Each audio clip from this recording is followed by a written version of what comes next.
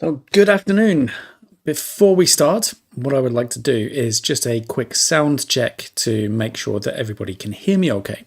So, if you can hear me, please type yes into the live chat, and that will just confirm that everything is working okay. So there's a bit of a delay on the live stream, so it'll take a moment just to get those responses through.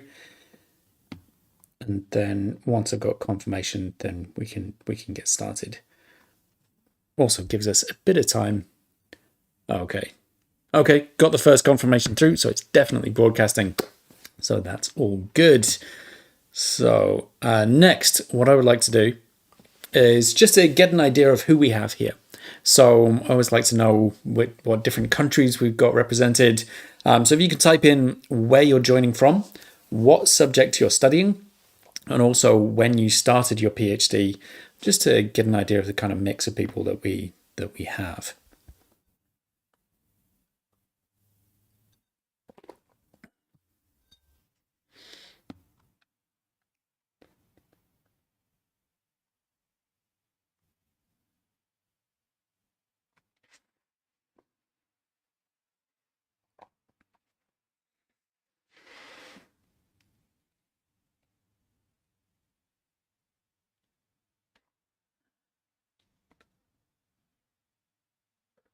There's also, of course, to give people time to join. We've got them coming through. There we go. Okay, so we've got Debbie from the UK studying psychology and just starting. So hopefully this will be really useful to you in terms of setting up some good habits and anticipating how to manage your time. We've got Ahmed from Malaysia studying computer science, started many years ago. So hopefully some of these things will help you to actually finish. We've got Lewis from Portugal, JD from the UK studying law. Who else have we got? Francis from the Philippines, doing a PhD in development studies. Sue from Ireland, studying contemplative practices. Sounds interesting. Started in February last year. We've got people from Croatia, Portugal, Poland, and another from the UK. So we've got a really nice mix of people from all kinds of different countries studying all kinds of different things. So now that I know who you are, a little bit about myself. So my name's James Hayton. I'm a former physicist, so I studied my PhD between 2003 and 2007 at the University of Nottingham in the UK. That then led on to a couple of postdocs, first one in France and the second one in Spain. And from 2010, since my last postdoc finished, I've worked full-time coaching PhD students in academic writing and general project management skills. And the following quote sums up a situation that I've seen time and time again. So there's so much to do, but it seems like there just aren't enough hours in the day. And to make matters worse, I often find myself procrastinating or overthinking. And sometimes I end the day feeling exhausted, even though I haven't really achieved anything. If only I could be more organized with my time. I've tried making myself to-do lists and setting timetables, but I never seem to be able to stick to them. And I'm worried that I'll run out of time. So I'm sure that this situation will be familiar to some of you, and this is certainly one of the things that I felt throughout my own PhD. So this raises the question, well, why is time management so difficult in a PhD? Well, I think one of the reasons is the fundamental difference between a PhD and everything that you've done before. So when you were an undergraduate student, or when you were in any of the previous levels of the education system, things were generally quite nice and predictable. So you had a set syllabus, you had a timetable, and if you were smart and you showed up to lectures and you did the things that you were asked to do, you would probably do quite well. And most of you here, given that you've ended up doing a PhD, will have done quite well within that kind of structured, predictable system. But at PhD level, there is no syllabus or timetable. So you might have a few key deadlines, But on a day-to-day, week-by-week, month-by-month basis, it's up to you to decide what to do, and it's up to you to manage your time. And this is difficult because there are so many options, so many choices to make, from the overall design and direction of the project down to the very finest details of implementation. And this can be overwhelming. So the natural temptation is to try to impose some kind of control or order or structure. And the typical ways we try and do this would be to make a plan, to make to-do lists on a daily or weekly basis, perhaps to make a timetable for the week, or to set self-imposed deadlines. And you might take this to the next level and even do detailed Gantt charts or color-coded timetables of all of these kinds of things. And these give you a kind of feeling of predictability and control. It feels good to make these plans on paper. But how many of you are actually able to stick to the plans that you make and follow through on all of the things that you say you're going to do? And when you fall behind, what do you do? So do you just try to work harder? Do you work longer hours? Or do you just keep going, falling further and further behind until you decide that you need to change something and make another plan? That, of course, gives you a temporary feeling of control until you fall behind again, and this whole thing becomes a kind of demoralizing cycle. So these techniques, they have their place.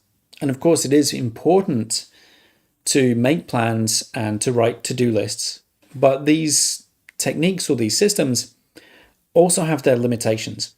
And if they're used at the wrong time or in the wrong ways, they can become a burden. So they become a demotivating reminder of the standards that you're failing to live up to, rather than a useful tool. So today, what I'd like to share are a few insights into where planning works well and where it doesn't. And this is going to lead into the fact that there are actually two modes of working.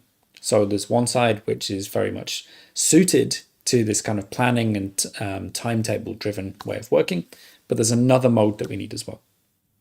We're also going to look at how to manage your attention, and we're going to also look at some ways of setting up effective habits and routines, which will help set you up for success throughout your PhD and also ultimately to help you finish your PhD.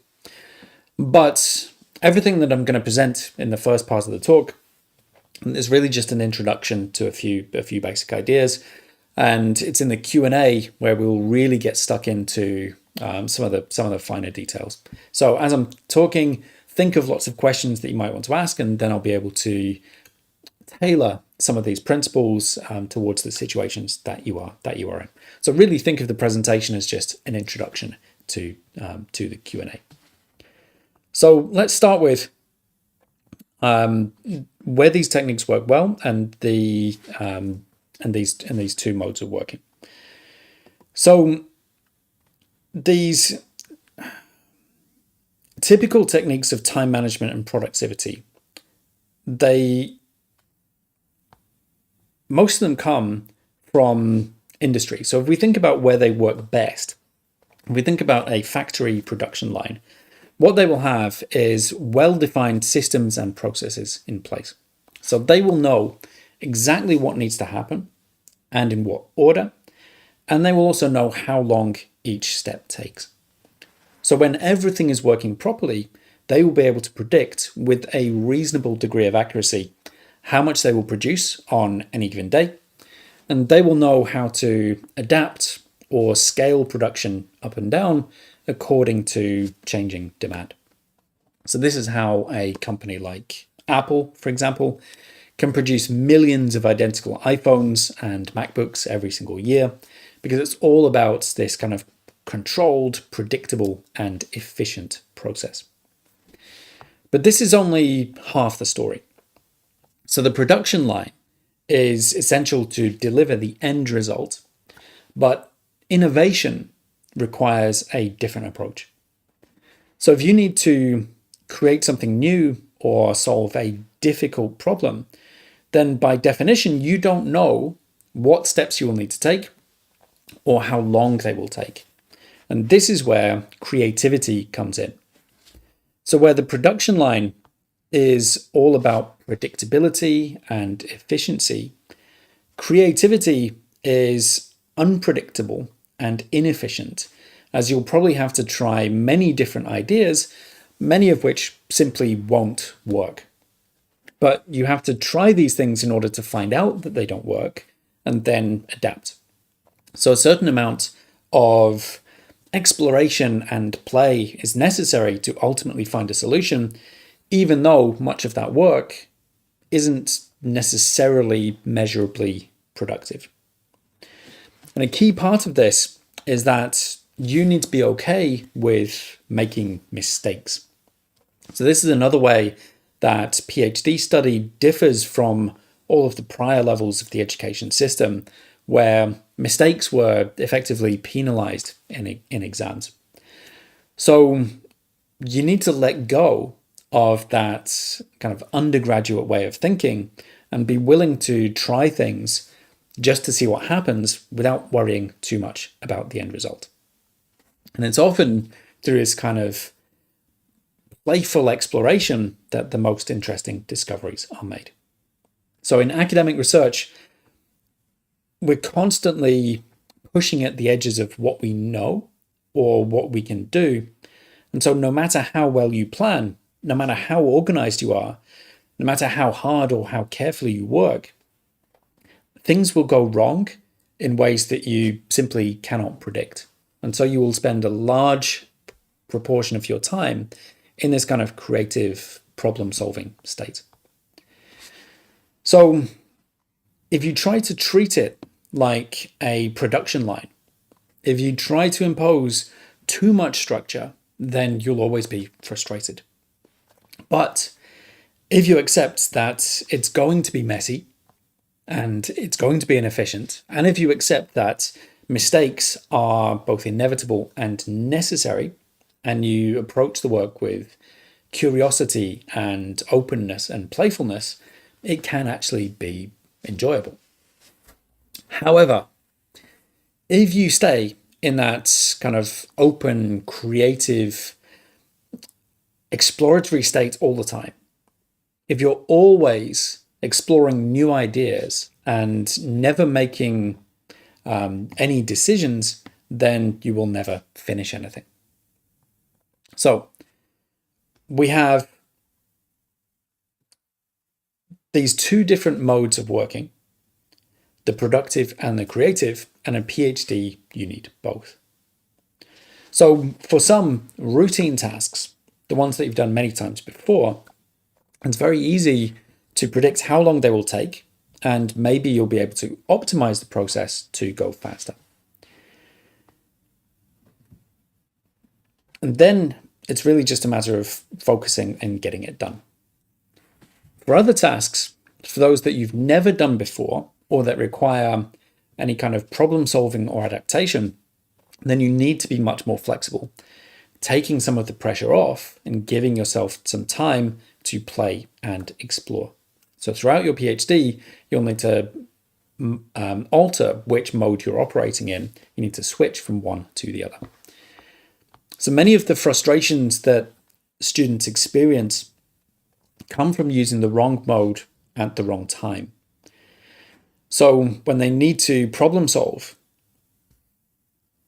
many of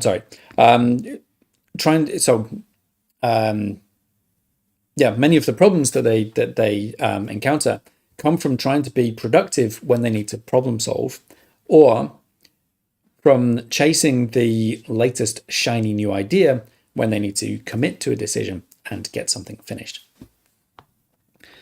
So how do we translate this into a PhD and kind of plan around these different principles?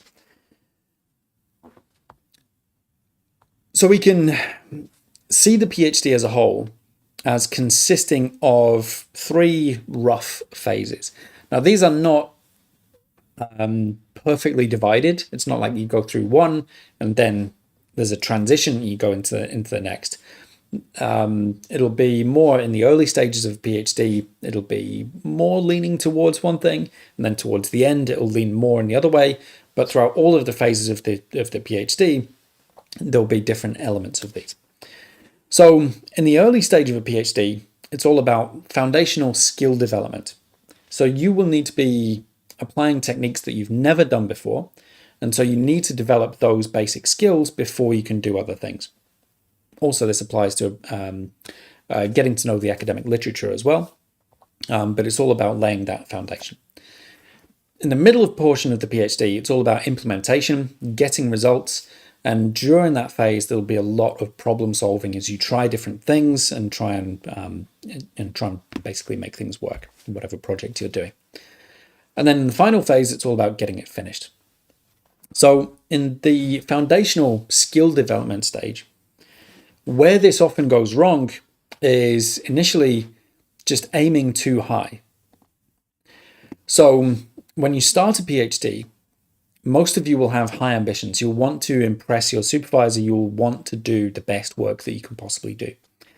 And so we'll tend to set our ambitions or our initial ambitions far in excess of our initial level of skill.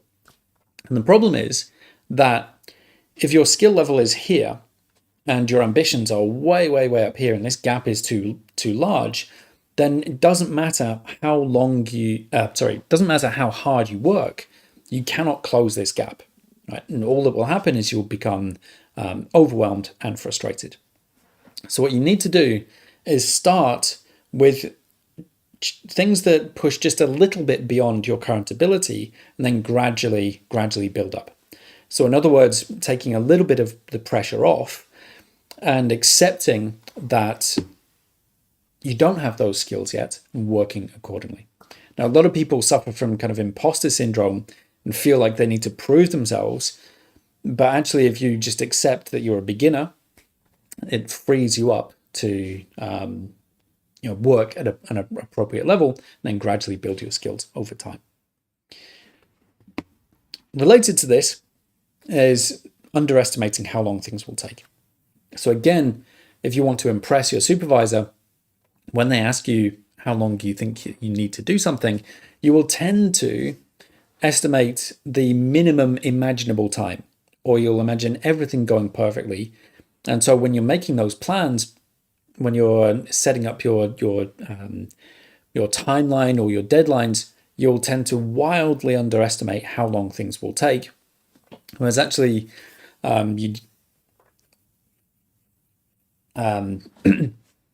everything that you do for the first time, it's almost impossible to predict. So you need to give yourself a sufficient amount of time. Third is simply trying to do too many things at once, dividing your attention. And if you do all of these things, if you aim too high, if you give yourself far too little time to do things and you're trying to do too many things at once, inevitably you end up struggling. And if you're used to succeeding within academia or within the education system, this can be quite demoralizing. The final thing is that there's often far too much focus placed on literature and reading over practical skills. I think this tends to happen a little more in the social sciences than in the hard sciences, but I've seen time and time again people delaying practical action in order to read more and more and more literature. Okay.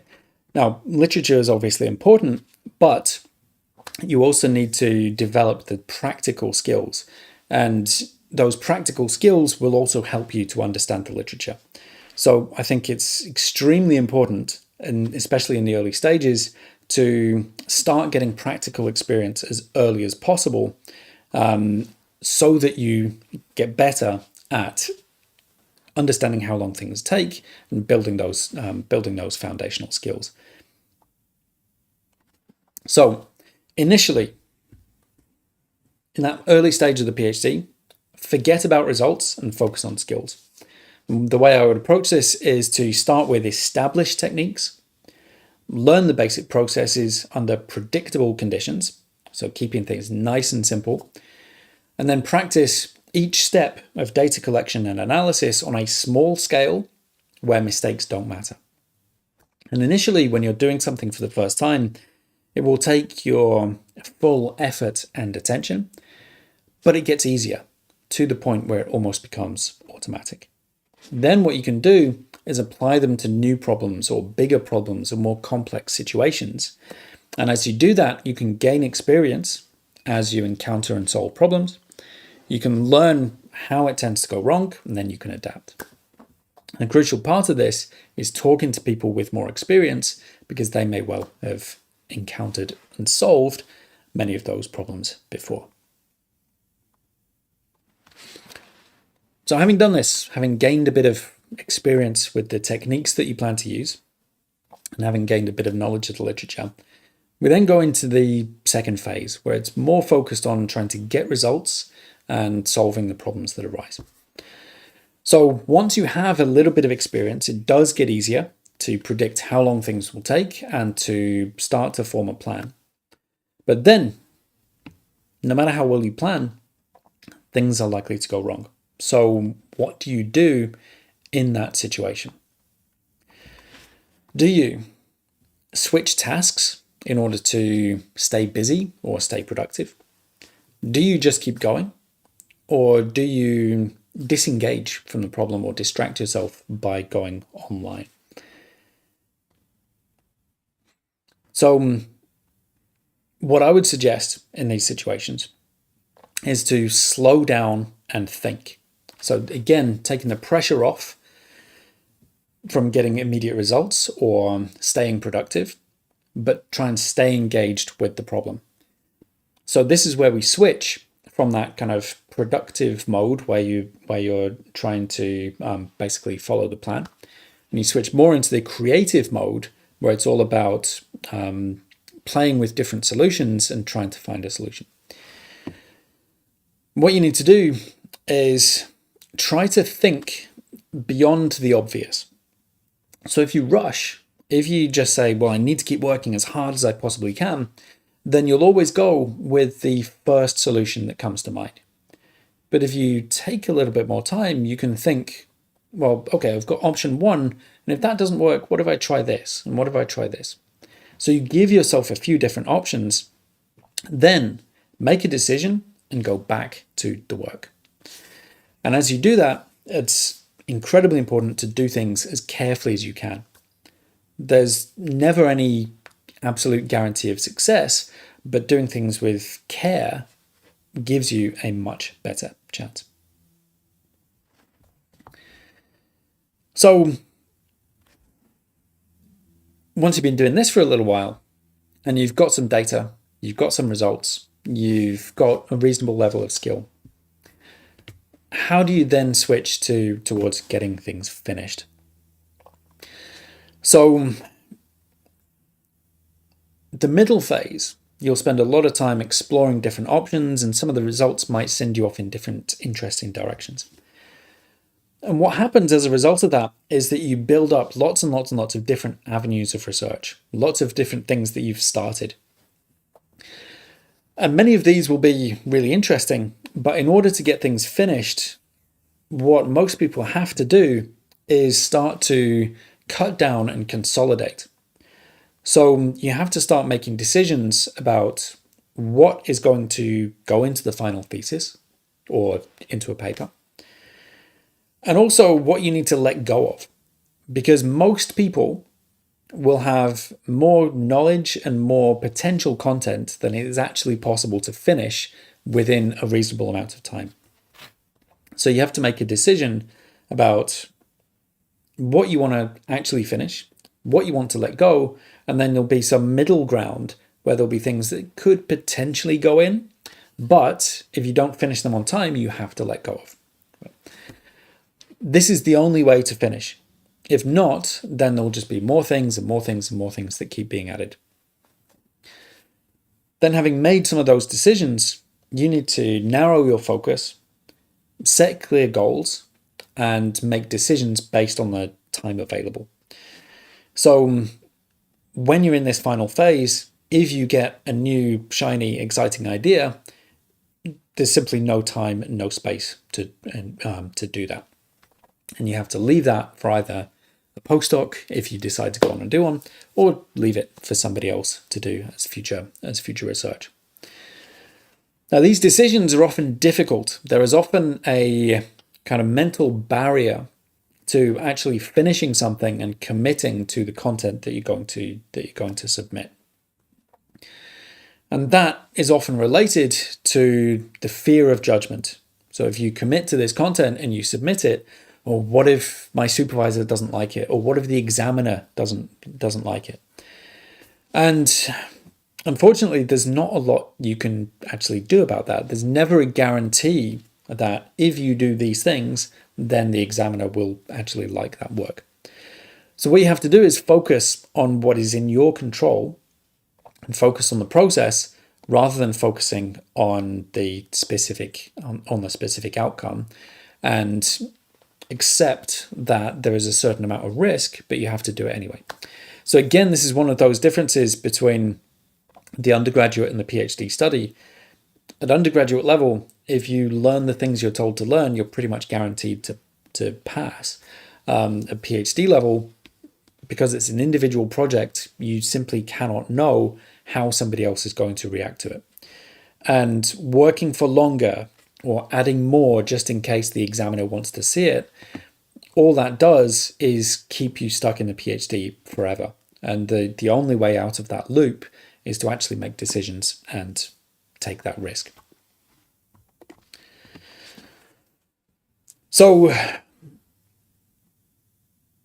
going from the kind of overall picture of the PhD in those three phases, what you actually do on a day-to-day basis is going to be key.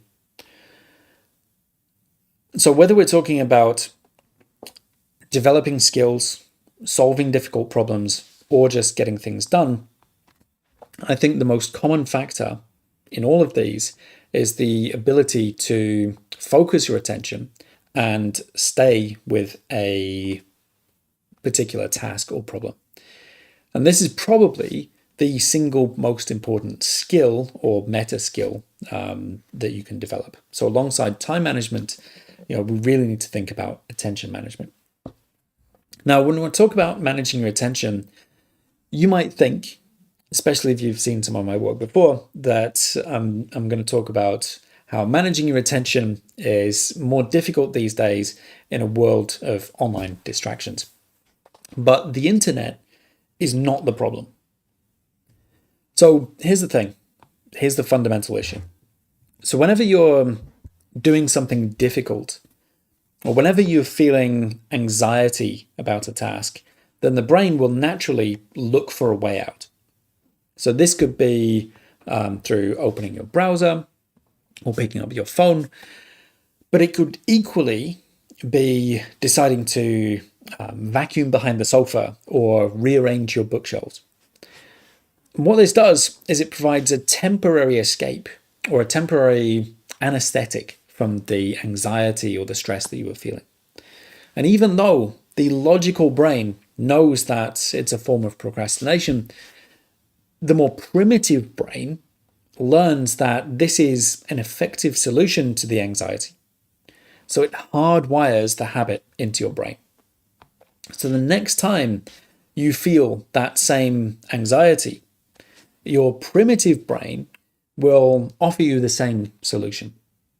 And then each time you go through that loop, each time you put something off, you're reinforcing that same neural pathway. So as much as your logical brain might rationalize and tell you that you'll just do this one thing first and then you'll get to the work later, it will be much more difficult to do it later than it is now. And the more you put a task off, the harder it will become. So this is rooted in the basic structure and neurochemistry of our brains. And procrastination has been around since long before the internet. It's just that going online, especially using social media, perfectly taps into this particular neural mechanism. And the most popular apps are specifically designed to grab and hold your attention for as long as possible. And the more you engage with them, the more you reinforce your own habit, while also training the algorithm to serve you the personalized content that will keep you there. And to make things worse, the more we feel stressed or tired or bored or uncertain, the more we'll tend to revert to these ingrained habits. So what can we do? Well, fortunately, it is possible to retrain a habit. And to do so, there are three key elements that we need to look at.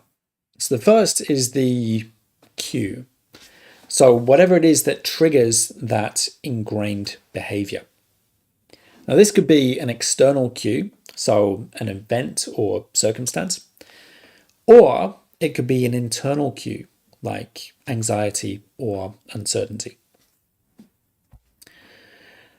Oh, I've just seen a notification pop up from Sia. Thank you very much. Where was I? Yeah, so the cue could be an event or circumstance, or it could be an internal cue, like a particular feeling or thought pattern, like anxiety or uncertainty. Next comes the action.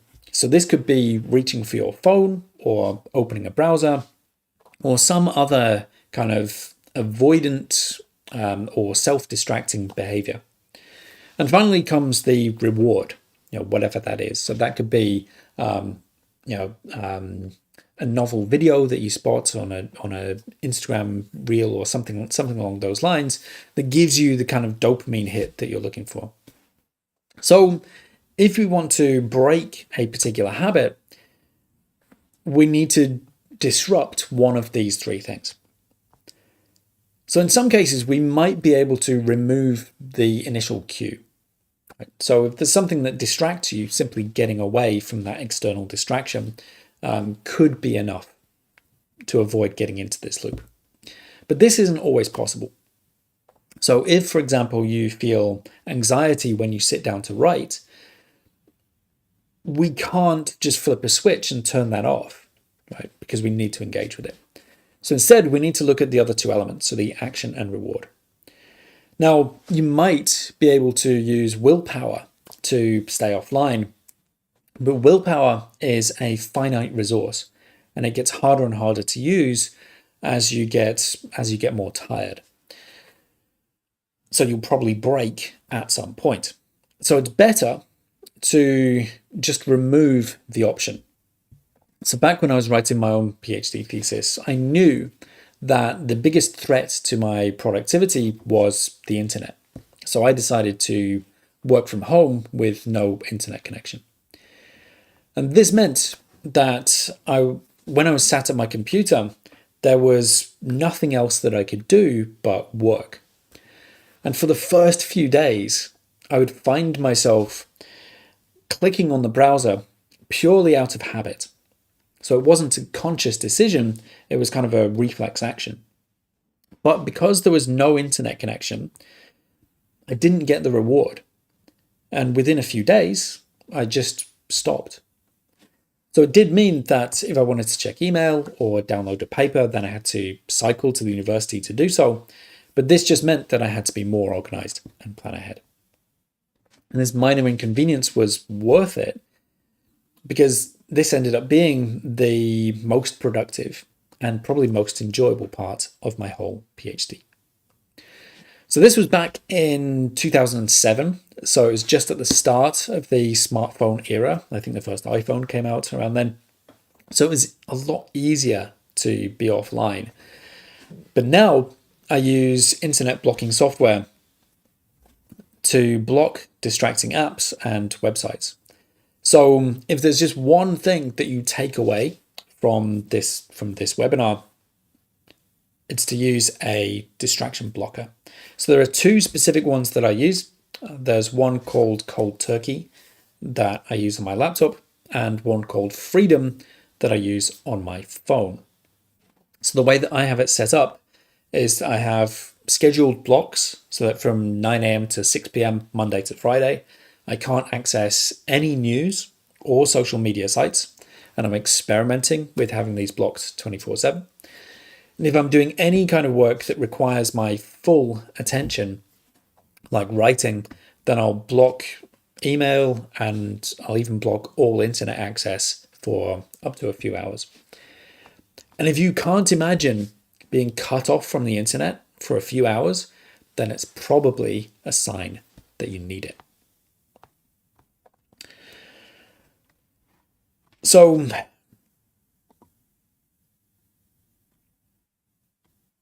if you want to be an academic, if you want to not only push beyond your own abilities, but beyond the limits of current human knowledge, then you need to be able to focus and think deeply and stay engaged with problems. So I'm on the wrong slide there. and stay engaged with problems. And so getting offline, having that time where you can simply think about problems is, I think, absolutely essential. So if the first thing you do when you wake up or when you're not sure what to do is reach your phone and your default habit is to fill your brain with fluff, you have absolutely no chance. So your time and attention are the most valuable resources that you have. So I think it's important to protect them and not give them away so cheaply.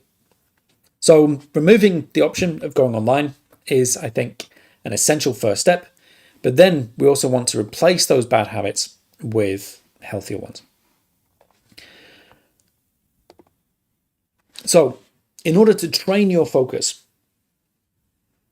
it's not easy to stay completely focused on work for 8 hours a day or more.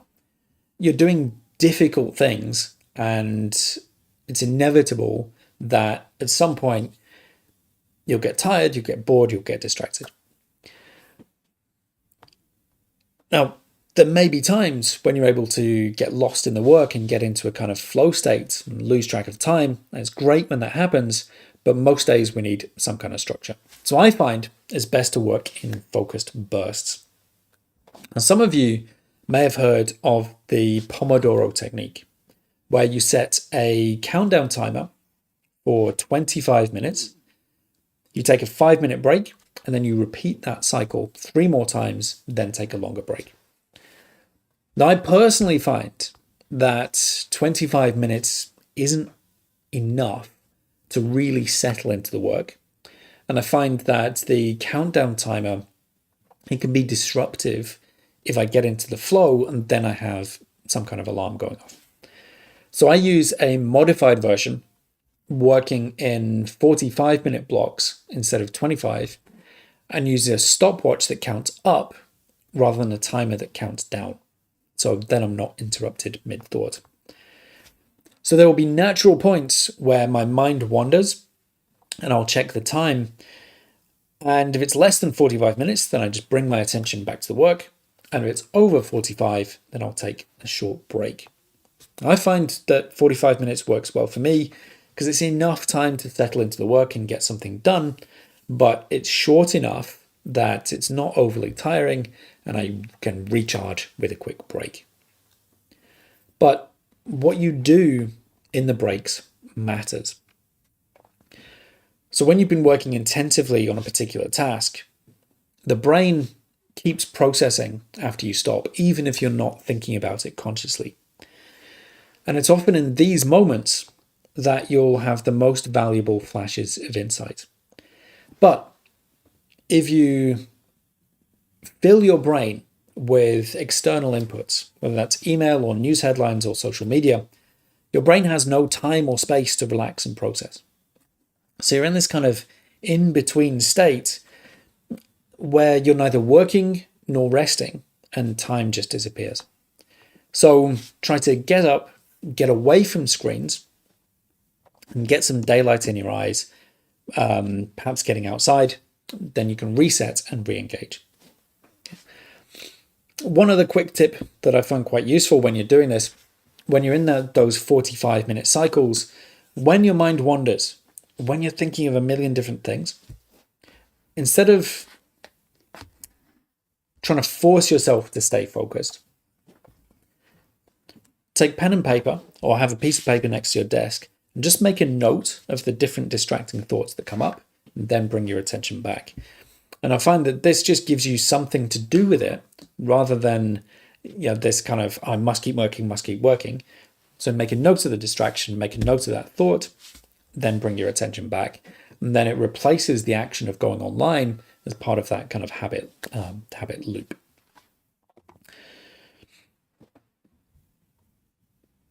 So it's all very well having this system of working in 45-minute bursts, but this can only work if you know what you're going to work on. So as I mentioned earlier, default habits tend to take over whenever we're stressed or anxious or whenever we're unsure about what to do. So if you arrive at your desk in the morning and you don't know what you're going to work on, then habit will tend to take over. So the first thing you'll probably do is check email because that's easily justifiable. And then you might check the news headlines because it's good to be informed about the world in general. But then you might check email again because you might have a reply to one of the emails you just sent. And then you might open another tab to quickly check something else. And before you know it, you've lost an hour. Now, you might be able to catch yourself and then try and direct your attention to work. But then if you feel a bit of anxiety, you might check email again. And before you know it, it's almost lunchtime, and so there's no point starting work now. And this is how the days can just tend to disappear without anything meaningful actually happening. So to avoid this, ideally, you want to start the day with a clear idea of what you're going to focus on and get started on it as early as you can. So to do this, it's good to take some time at the end of each day to set your priorities for the next day.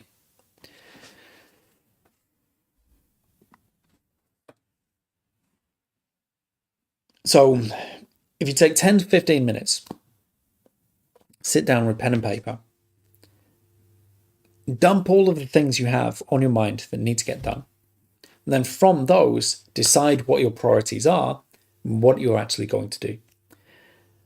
That means that you can start the next day always with a clear idea.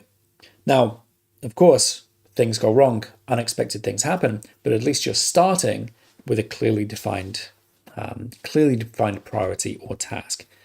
And then I think it's important to try and get started on that as early as you possibly can, because it's much easier to build momentum if you get started early. Okay, so just to finish off, and then we'll get into the Q&A. Thinking about long-term versus short-term plans. So long-term, we need to have some kind of overall direction. You need to know what it is that you're trying to achieve. And you also have a rough time frame. This could be determined by how much funding you have and when that runs out, or it could be a personal deadline, deciding how much more time you want to dedicate to the PhD. And then you want to have some specific objectives that you want to achieve throughout your project. So this gives you some kind of direction. But then short term, of all of the millions of things that you might feel you need to do, you need to have a clear focus. Every single day, you need to know what it is that you're going to work on. Anytime you don't have that, it's always going to lead to procrastination and frustration. So you can set a clear focus and a clear priority, but then you also need to be adaptable to deal with whatever problems arise. And sometimes thinking about different ways, if you've tried something and it really, really, really doesn't work, different ways to achieve those long-term goals. And as you're trying to determine these short-term priorities, there will be some things which need to be done, and there will be some kind of consequence if you don't do them right now. So people tend to find it's easier to do things where there is an immediate consequence. So if you have any kind of teaching responsibilities, or you need to do any marking or anything like that, or if there's a conference, things get done, generally speaking. But then there'll be longer term things where if you don't do it today, there's no major consequence. And likewise, if you do have a quite productive day, it doesn't actually produce all of that much. So the impact of what you do on a small scale on any given day doesn't seem to be that much. But of course, it's things you do on a short-term basis repeatedly that add up over time. And so there'll be some tasks that need to get done, but there's no kind of sense of urgency. So bear with me 1 second. I need to remember to drink water before my voice starts to go. Okay, so we have these things that are not necessarily urgent, but they're important. And so sometimes on this short-term scale, we need to do those things which are going to set us up for longer term success as well. So this brings us into one of the questions which I had pre-submitted. So we'll finish with this, and then we'll go into the open Q&A. So the question was, how do I bring a sense of urgency to paper writing? Along with my postdoc work, I'm working on the results section of paper 1 and data analysis for paper 2. However, because there's no hard deadline, I don't feel the urgency to complete a section of data work within the time I've allotted to it. So with these kinds of things, these kinds of tasks where there's no urgency, what you have to do is ring fence time. So in this case, time for writing these papers. Book it into the calendar and make yourself unavailable for all other work. So you effectively treat it like it was an important meeting or some other non-negotiable commitment. And this is really the only way that these longer-term, less urgent tasks can compete with the short-term urgent things. I also think that it's good to do these things early in the day. So if you're working on writing papers, set aside, say, 2 hours first thing in the day, then you can go into all of the other short-term things which are easier to do. Otherwise, the short-term urgent tasks will always push everything else to one side. I see this quite often with people who are doing a part-time PhD and also have paid work. The paid work, because it's urgent, tends to push the PhD to one side. So the PhD is always something that you'll do later. So it's really important to give this the priority it deserves, even if it's not urgent, because, let's come back to the point I made earlier, the more you put something off, the harder it becomes, because you're just reinforcing that habit. Okay, so I will finish there, or rather, I'll finish with this point. So I started by saying that a lot of efforts regarding time management are really to try to get a sense of control. But the true sense of control, you can only really get it from knowing what you need to focus on right now, from making decisions and taking action, while accepting that it might not work, that you might make mistakes, and that you'll need to adapt. And that's really, when it boils down to it, all you need to do. So we'll finish there. And we'll get into the Q&A. So there are all kinds of things that people often ask me about, from working with literature, academic writing, all of those things. But I'll also give a quick plug to some of the things that I do.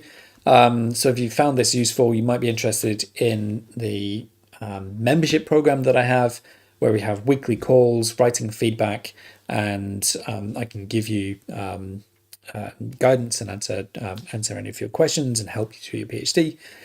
So that is basically group support, or if you need one-to-one coaching, you can also find that on my website. And so that gives you a little bit more intensive, personalized coaching as well. So if you have any questions, please type them into the chat. The one thing I'll ask you to do is please type your entire question before you hit enter. Otherwise, I get a fragment of your question and then somebody else's comment and then the rest of your question further down. So type the whole thing, then press enter, and we'll see what comes up. So I'm just going to take a 2-3 minute break, let the questions come in. Also get myself a drink to save my voice. So type in your questions and I'll be back in a moment to answer.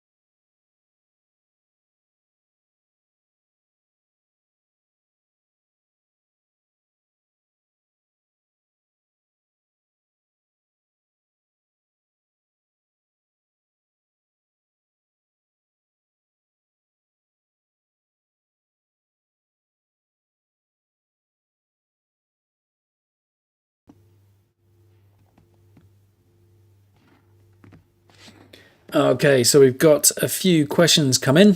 So I'm just going to go through in the order that they've been submitted. So starting with Debbie. So I have a question around how to make the best use of your supervisory team during the process, especially during those early stages of developing ideas and trying things out.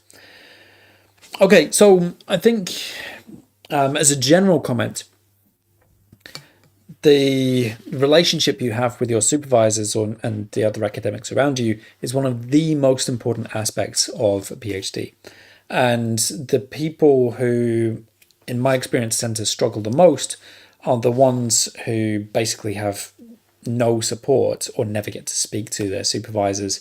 So this is a really, really, really important aspect. I think if you want to just to build on that, sorry. So you want to make sure that you have people who are actually engaged, and if your supervisors don't give you support or are unwilling to talk to you, then I think it's best to change supervisors or even leave than to try to work on your own in the hope that they will somehow suddenly give you support or that you'll meet their standards. So it's an extremely important aspect. To make the most of your supervisory team, I think probably the biggest thing is in terms of being open about what you don't know.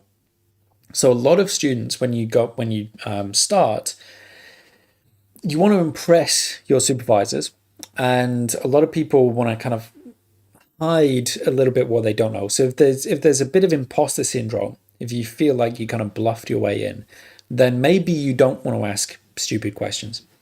But if you see yourself as a beginner and you accept that you're not supposed to know everything, you're doing things that you've never, ever, ever done before, then you can see it as an opportunity to learn, right? And really, that's what the whole PhD is about developing skills and learning from the people around you. So if you're open about what you don't know, then nobody can find you out. And for most supervisors, they want students who are curious and who ask lots of questions. So go in with lots of questions and ask them, ask them everything that you can about their experience and how they approach things. And if you read one of their papers, ask them questions about it. Also, extend that to other academics and PhD students within your department. So I would try to find out or get familiar with what everybody is working on and talk to people about their work. If you just go with, oh, I've got this project, I need help, then people are busy. Maybe they don't want to help you. But if you approach it as, oh, I see you're working on this thing. I read this. I read your latest paper, and you ask them a question about it. Most academics will be absolutely delighted. Then later, having built that knowledge of what other people are working on, if you face a particular problem, you know who to talk to for help, and they know who you are, so they're much more likely to help you. So talk to everybody, find out what everybody's working on, show an interest in other people's work, and then they're more likely to be willing and able to help you. Okay, next one. So next one from Sue. So generally, do you think that working in the morning is better than the evening? I've been exercising in the morning and then trying to work. Would you recommend doing the other way around? I think it depends on how well it works for you. So if you go and work out in the morning, then you go straight to work and you find that you can just slip into work mode and everything worked great, then keep doing what you're doing. But if you get up in the morning and then you think, well, okay, I should go to work, but I'll just go to the gym first, and it becomes a way of avoiding work, then that's maybe not such a good thing. And it might be better to do a couple of hours work, get something started, then maybe go to the gym, then carry on with work. So really depends. I don't think necessarily one is better than the other. So if it works for you, carry on. If it's not working for you, maybe switch it.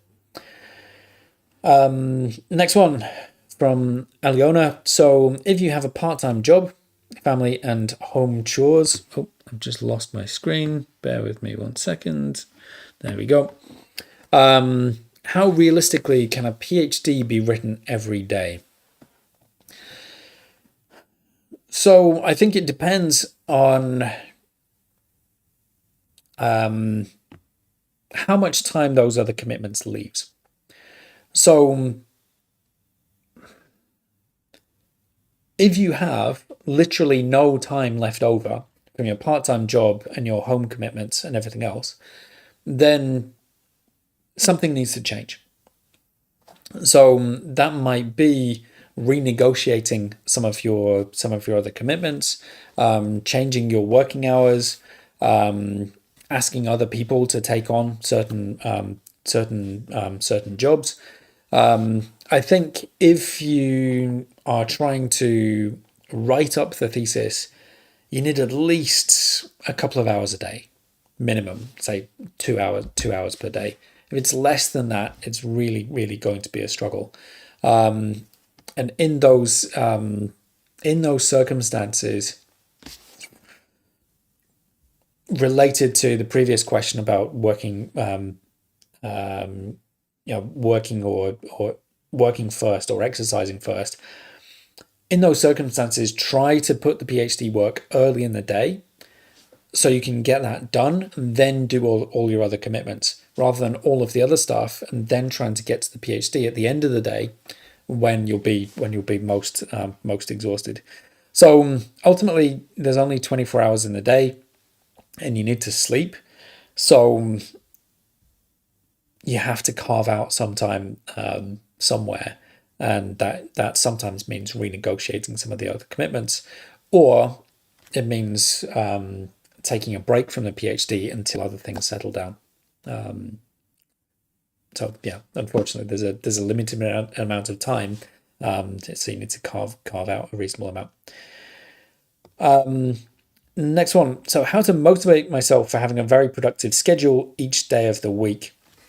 So, I think that the key to this is knowing what you're going to do tomorrow, and then starting it as early as you possibly can. As soon as you delay, then it gets harder and harder to start. So, if you tell yourself that I'm gonna get up, I'm gonna start work at 9 a.m. whatever time it happens to be, and then for whatever reason you find a reason not to start at that point, it's starting a pattern that's then very difficult to break. And as I said, nothing bad happens if you procrastinate a little bit. And so it just reinforces that habit in your brain.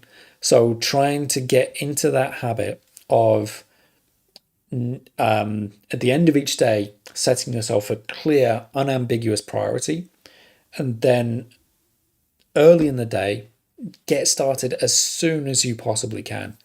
That I find makes the biggest difference. Okay. Next one from Cassia. So similar to the previous question. So how to find time to write my PhD if I also need to work 5 days a week to pay my bills? I feel too tired to write anything in the afternoons or evenings. So again, try and do it, if possible, try and do it early in the day. So that the PhD is not like the final priority.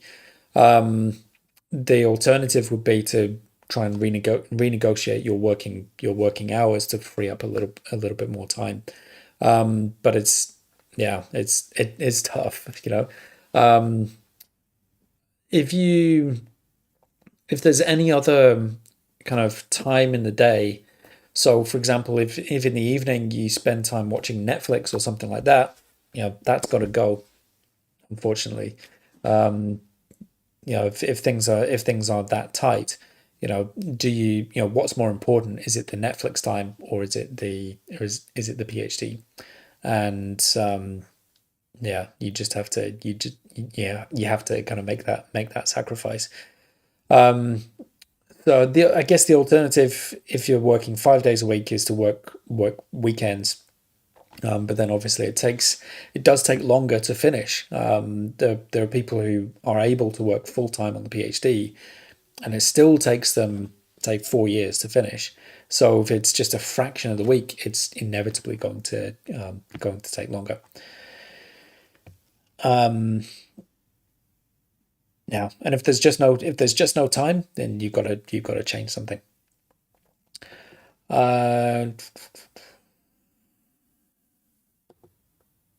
Okay, next one. So I'm not prepared to ask my most important question. Will you hold another session like this to entertain additional questions? Yes. So I'm not sure the reason why you're not prepared to share the question right now. If there's something that's a little more private, if that's the reason, then you can always drop me an email. But yeah, I will be having other sessions, and as I mentioned, I've got the membership program where people can ask me questions all the time, and I have weekly sessions where you can ask these things. My plan at the moment is to do one of these webinars, maybe once a month.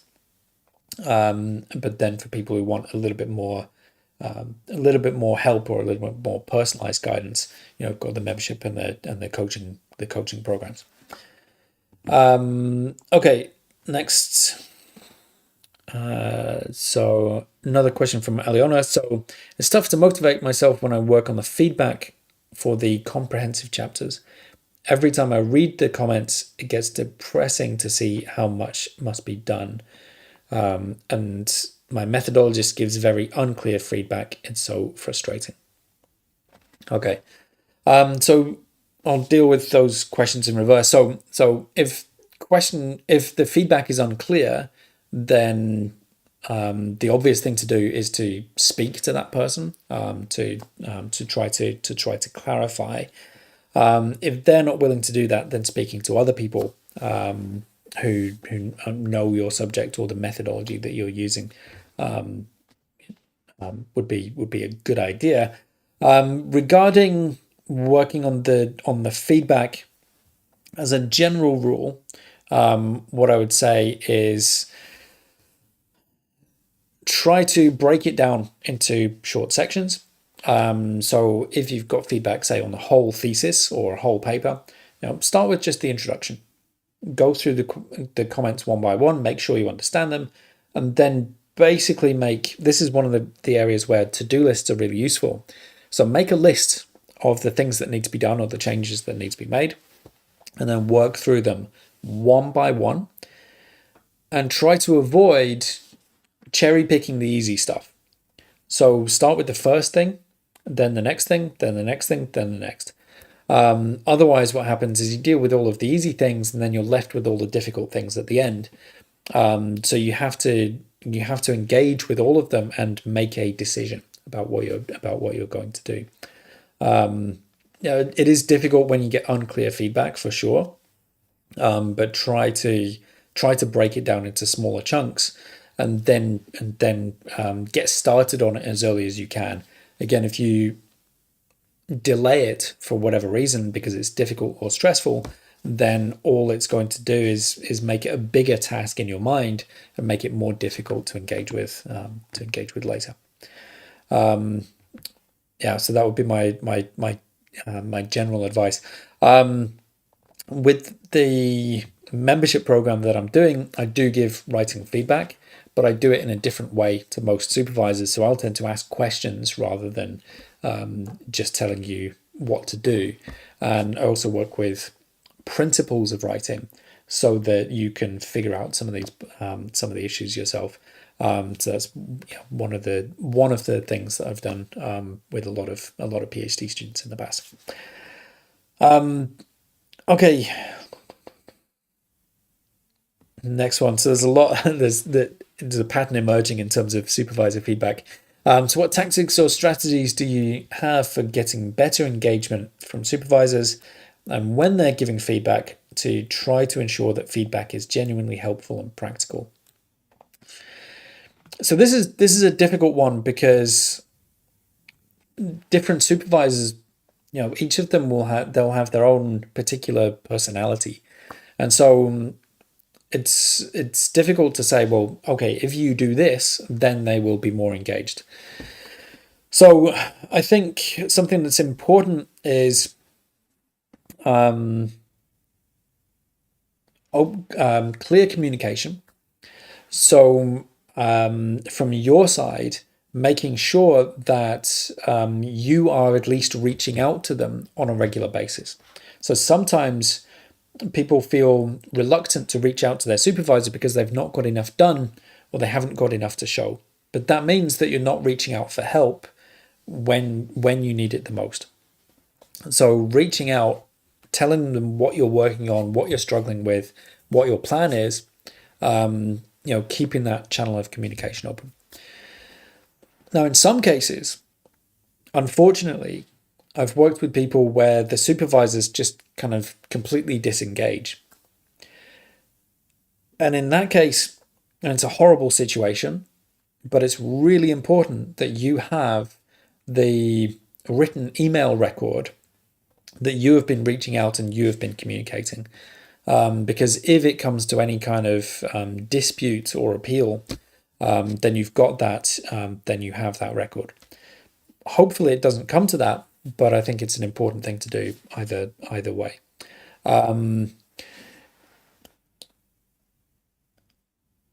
For getting better engagement, or ensuring that the feedback is genuinely helpful and practical, it's asking them questions. So if something's not clear about what you need to do, then being able to talk to them. And if they don't respond well to that, or if they don't give you more helpful feedback, then in some cases trying to change supervisor, which is difficult, or speaking to other people that you trust a little bit more. But yeah, it's always a difficult one as to how to deal with supervisors and get them to give feedback.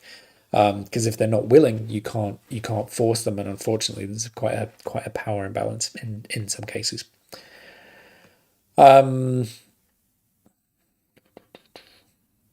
Okay, and next one: what to do if in the middle of the writing process of your thesis, you find out you want to change your whole field and a PhD isn't really for you.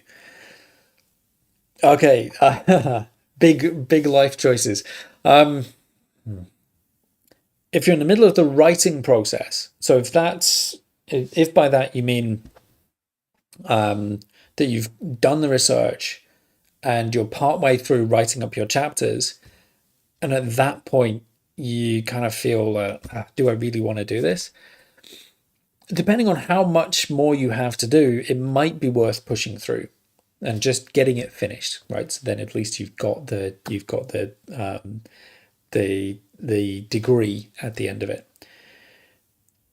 If it's, say, 2 years into a 4-year PhD and it's really not right for you, then it might be the best choice to leave. I think it depends how long that feeling has been going on for, because sometimes you might just be in a bit of a slump and you just need a few wins under your belt, and then the enthusiasm for it comes back. If it's been going on for 6 months like that, and you you have an idea of something else that you would do if you weren't doing a PhD, maybe the right thing to do is walk away. It's difficult because if you're in a job that you really don't like, then you just change jobs or you start applying for different jobs. There's something about a PhD that if you leave, you don't get the degree, so it feels like a failure. I think if you consciously decide to walk away, I think that's a good thing. That's not a failure if it's just not right for you. But it's not something to take lightly, and it's not an easy question to answer. But yeah, I wish you the best of luck, because it's a tough situation. Okay, next one. So what strategies can help a PhD student who's completely new to a field efficiently gain foundational knowledge while meeting publication expectations? Okay, great question. So if you're completely new to a field and you don't have the foundational knowledge, you cannot publish. So forget publication initially. You can't publish a paper in a field you know nothing about. So this is an example of where I think you should take some of the pressure off, do the reading, gain the skills you require, talk to lots of people, do the research, then you can publish, right? You can't just start working on a paper and expect it to be of a publishable, decent publishable standard. So if you are completely new to a field, where I would start is find 1 or 2 review articles that have already been published. So other people have done the work of reading the literature and summarizing it. So get an idea of the kinds of ideas and techniques which are out there, as well as the kind of ongoing problems and debates in the field. You don't need initially to say read through a big stack of papers and try and get all of the details. That's not going to be useful. But you can get an overview relatively quickly. So existing review articles, that's one way of doing it. Another way to do it is to read the introductions of a few recent papers on a particular topic. And you'll probably notice that for the same topic, a lot of the introductions will be quite similar in terms of the things that they say. So in terms of what the basic problems are, the ongoing debates, you'll probably also notice that many of them will cite the same authors or the same papers. And then from there, you can go and look up some of those foundational or very influential papers. From there, I think it's a good use of your time to pick one or two very influential papers and try and understand them. Try and understand what they've done and why it was so influential. So in any given field, you have the bulk of the literature, which is really, really, really incremental. So they're looking at one tiny aspect of a bigger problem, and their contribution is, usually not massive. But collectively, that kind of adds up and moves the field forward. So, but then aside from the incremental work, you'll occasionally have these papers that have a vastly disproportionate influence on the field. So if you understand one or two of those groundbreaking papers, it often gives you a good foundation for understanding the incremental work that followed.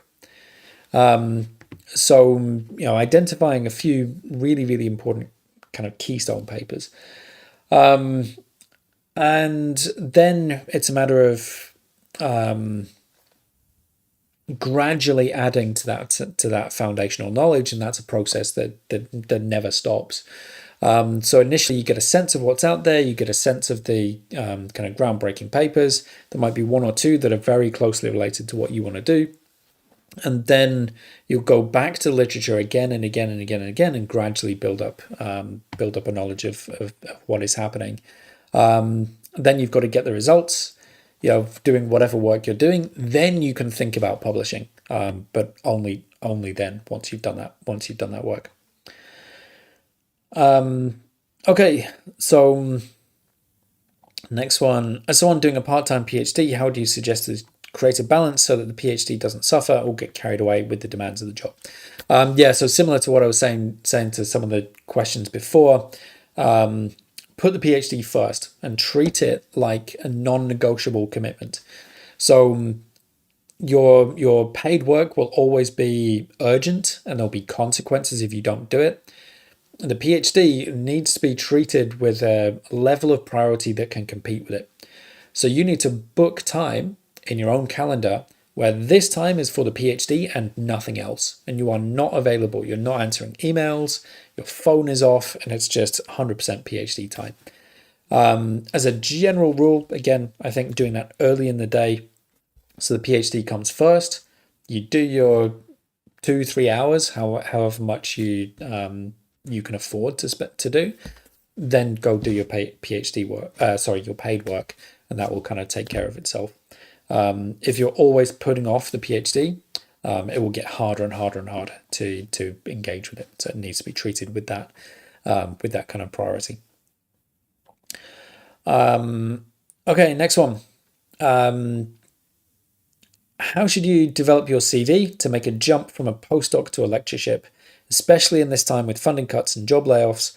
What extra should you do to stand out from the crowd?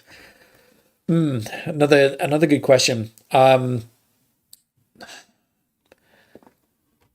think there are two aspects to it. So one is building up a solid base of publications and skills, and trying to get really, really, really exceptionally good at a small number of things. or even better, kind of a rare but valuable combination of skills.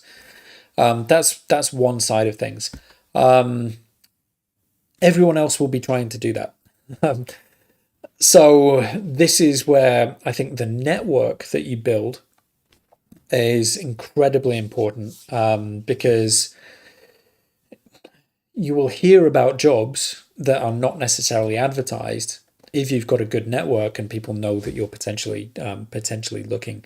And also, if you've had prior contact with somebody, or if you've had contact with somebody who works in that department, or who knows somebody you're applying for a job with, it always gives you a bit of an advantage. Conferences are a great way to build your network, and people focus way too much on their poster or their presentation and forget about the things in between. So often what you'll see at conferences is especially people, if you're a little bit less confident, is you'll stick with the people you know.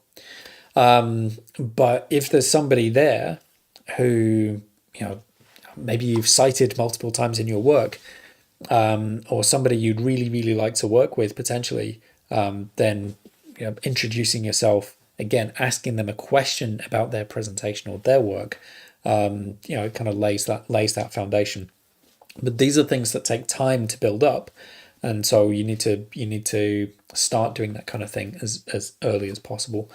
So yeah, it's about building exceptional skills, good quality publications. I think the quality of publications is more important, probably should be more important than the number, because if you've done work that's actually impressive, that will count for a lot. The number is still important. It is something people will look at. And if you've got big gaps in your publication record, it might count against you. But the quality is by far the most important thing. And it's difficult. It's incredibly competitive, and unfortunately, you can do everything right and still struggle to find a job. And timing is a big part of it as well. So obviously there are things happening at the moment where funding is being cut in certain areas. In my case, so I finished my PhD at the end of 2007, just before the big financial crash of 2008, which meant that there were no postdoc contracts, or very few postdoc contracts longer than 12 months. It was a really, really tough environment, and that was just bad luck and bad timing, unfortunately. So yeah, use your network, build your network, and get to know as many people in the field as possible. I think it's one of the most important and often overlooked things. Okay, next one. I was bound to come up eventually. So, how effective are these AI tools to help in writing papers or thesis? Should we use it or not? In India, we have a lack of qualified guides to help, at least in my case. I know more than my guide. Okay, so my view on AI tools is they can be very useful, but you need to be very careful in terms of what you trust them to do. And I think there is a lot of hype around the use of AI tools for writing. The danger is that you can get it to write something for you that looks good, but has no substance to it. Or the danger would be that you end up getting it to write something that you don't really understand. And the risk is that you then have to defend the thesis, and it's very, very, very easy for even a non-expert in the field to ask you questions and figure out whether or not you wrote it or whether you understand what you've submitted. So I think that you can use AI for helping you to understand some basic fundamental principles. So if there's a technique that you've never used or a theory that you don't really understand, you can ask it questions and almost have a conversation with it to help you understand some of those fundamentals. It's great for that. You can also use it for things like proofreading and correcting grammar and spelling mistakes. It will do that really, really well.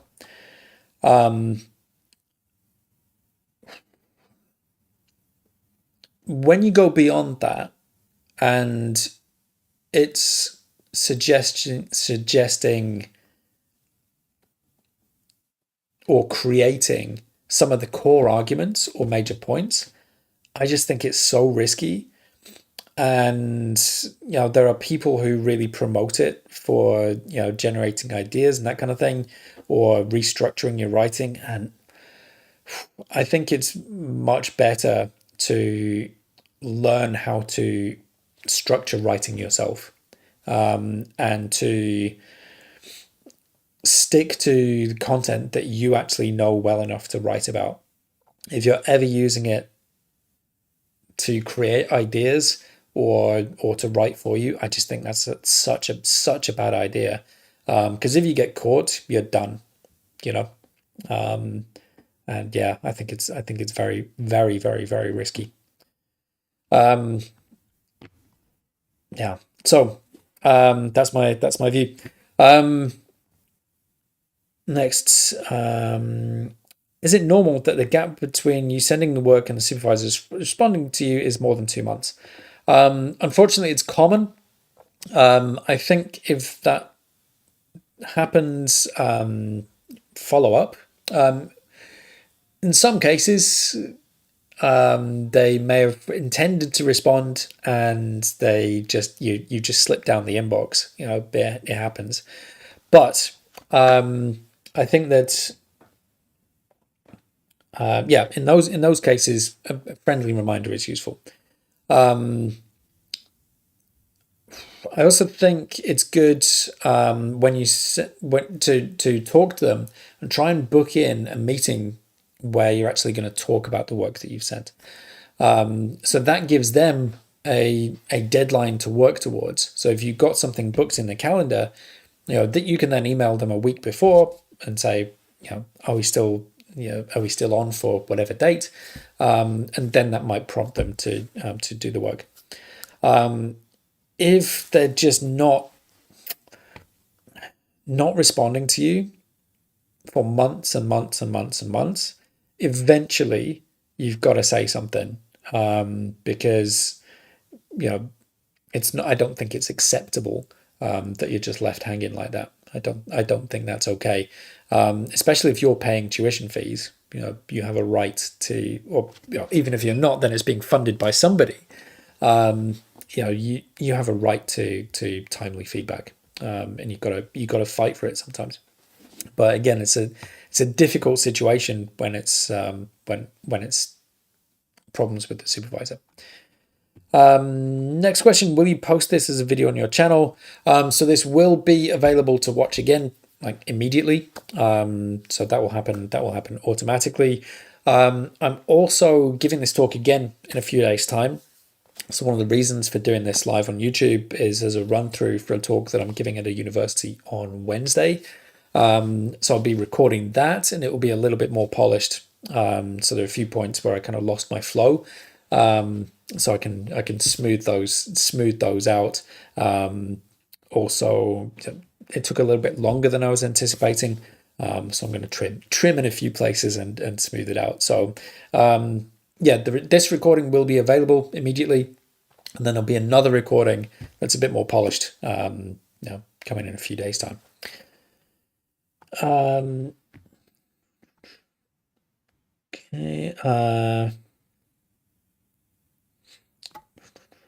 And then couple of comments just saying thanks for the webinar. You're very welcome. And it's always nice to get those kind of comments. Then we've got a couple more. So what are the best sources for PhD thesis that I can access to find relevant research?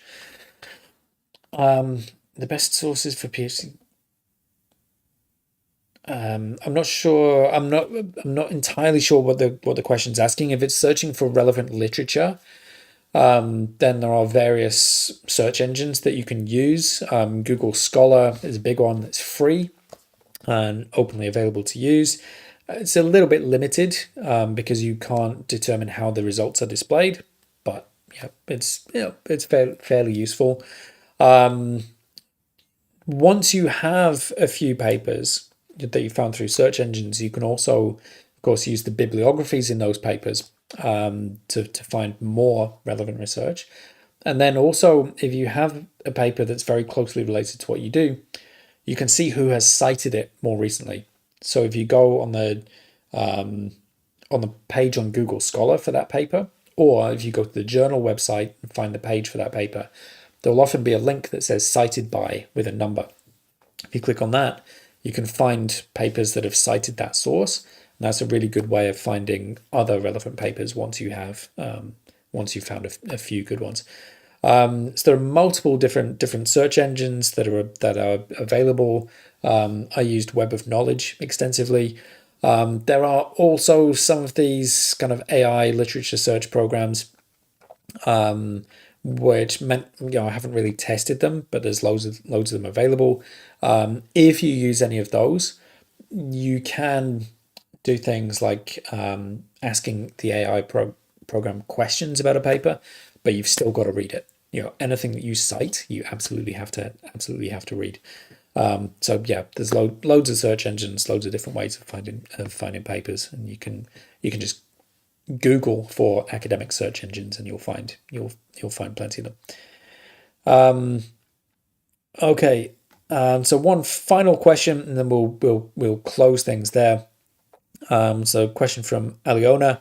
So in light of numerous feedback comments and a short-term deadline, how would you address these comments? If I go one by one, it means I could fail the dissertation class. They require a longer time. Okay, so this is an example of something I mentioned briefly in terms of getting things finished, and that is making decisions based on the time available. So if you have an absolute deadline, and if you don't submit by that time, then you could fail the class. Then that is the priority, that you submit on time, right? So then, if some of the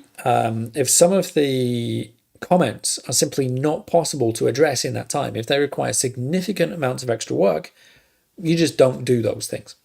But then you have to select what comments are actually possible to address.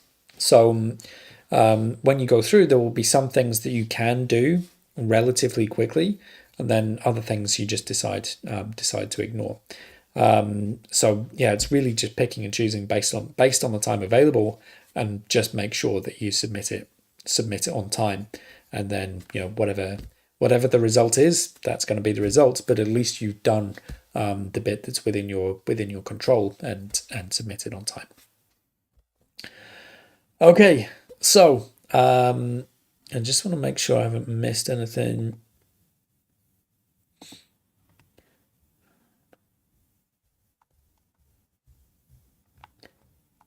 Yeah, I think I've addressed all of the questions. So I'm going to wrap things up there. As I mentioned in response to one of the questions, I will post the recording, or rather the recording will be automatically on my channel, and so you'll be able to replay it anytime you like.